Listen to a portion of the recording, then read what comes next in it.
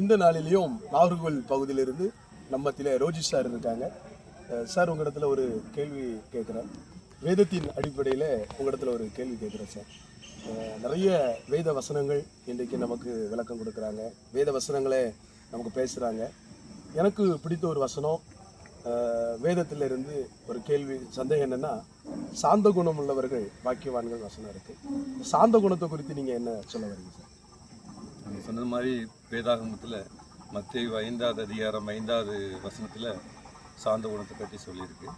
சாந்த குணம் உள்ளவர்கள் பாக்கியவான்கள், அவர்கள் பூமியை சுதந்திரித்துக் கொள்வார்கள் அப்படின்னு. எல்லாத்துக்கும் மேலே நம்ம பார்த்தோம்னா, இந்த உலகத்தில் இயேசு கிறிஸ்துவ இந்த உலகத்தில் வாழ்ந்த நாட்களில் ரொம்ப சாந்த குணம் உள்ளவராக இருந்தார். அவர் எல்லாவற்றையும் படைத்தவர், அவர் ஆண்டவர். அப்படி இருந்த போதும் இந்த உலகத்தில் அவர் வாழும்போது ரொம்ப சாந்த குணம் உள்ளவராக நமக்கு எடுத்துக்காட்டாக இருந்தார். அதன் மூலம் அவர் நிறைய காரியங்களை நமக்கு கற்றுக் கொடுத்துருக்கிறாரு.